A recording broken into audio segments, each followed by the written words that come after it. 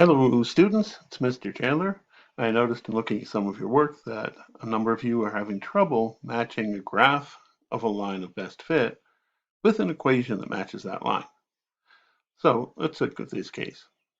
Here we have a line that's moving up as it moves to the right. That means it has a positive slope. These equations are all written in the form y equals mx plus b. So in this first one, the slope would be 6.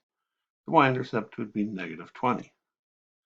Well, we can look at those two different things, the slope and the intercept. Well, clearly, the intercept, because it hits below the x-axis, is going to be negative. Here we only have two choices, either negative 20 or positive 20, so we can eliminate choices B and D because those would both have a positive y-intercept. So the question becomes, do we have a slope of 6, as we do in A, or do we have a slope of 3 over 2, as we do in C? Now, when we make graphs, generally we have the same scale for x as we do for y. That makes it a little bit easier to do this. In this case, we're going to have to be careful because the slope, the scales that they're using are different. On the x-axis, they have a scale where each box represents 5.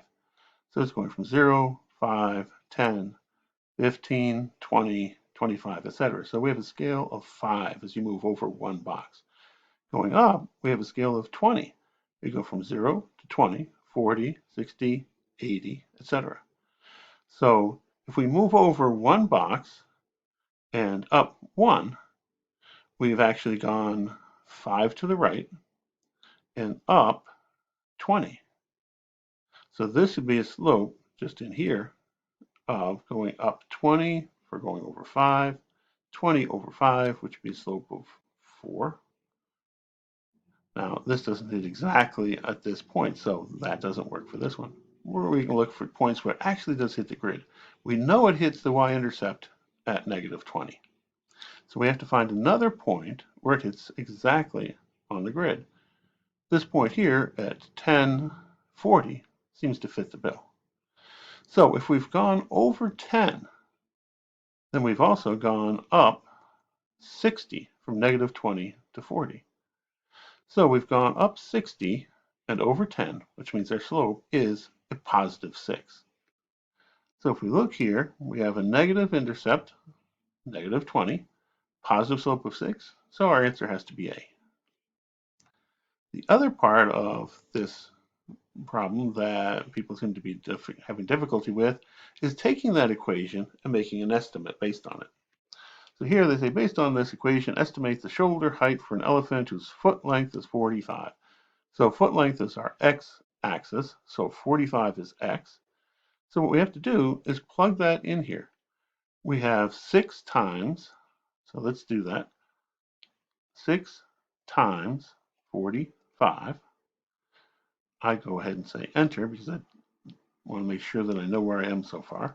And then we're going to subtract 20 from that, so minus 20 equals 250. So that should be my answer. So I'm going to put in 250. Whoops. If I could type, I would do that. So 250. And I don't need to calculate anymore. I'm going to go over here and say, check that. And I got it right. Yay me. Okay, so let's try another one. In this case, again, we have a line that's going up as it moves to the right, so we know it's a positive slope. If we look at our possible answers here, we have 5, 1.5, that's 1.5, or a negative 1.5. So we know we can eliminate option C. So we have a slope of either 5 or 1.5. We also have an intercept of 1.5 or 5. Well, in this case, clearly the line hits the y-axis at 5, so we know our intercept is at 5. Our answer must be B.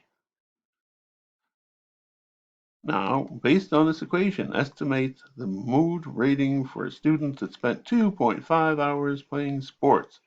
So the hours playing sports are our x-axis. 2.5 is our x. So we're just going to plug it into this and say, okay, take 1.5. It must be this one, 0.5 times 2.5 equals 3.75. and then plus 5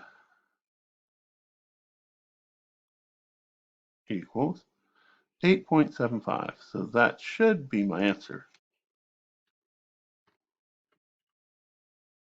I want to plug that in and check my answer. Good work, it says. You can't see that part, but we did well.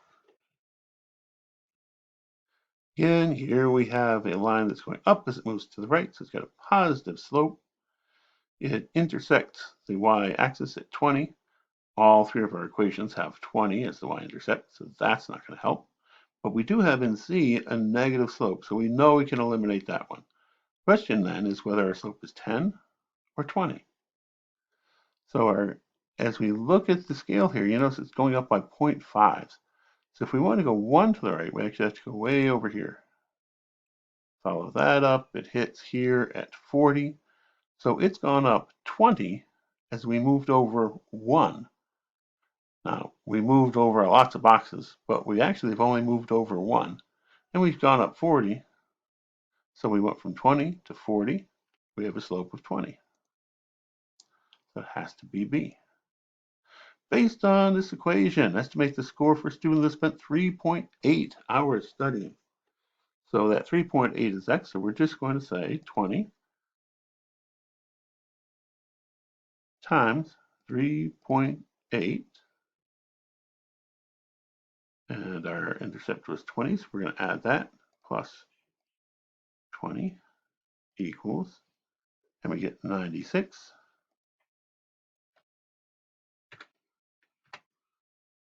And I'm going to calculate, see if that's right. And we got it. Okay, so two types of problems that people have been having trouble with. Matching a graph to an equation. Look to see whether your slope is positive or negative. Look to see whether the y-intercept is positive or negative. Be very careful of the scale because they like to mess around with this. While we usually have a scale that goes up by ones, they may not do that.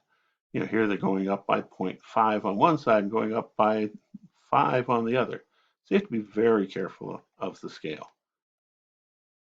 In terms of answering questions where they ask you to estimate, it really is just taking the value they give you for x, in this case 3.8, and plugging it in for x, and just evaluating 20 times 3.8 plus 20. Pretty straightforward. All right, so get back to work and turn things in. That's it. Bye.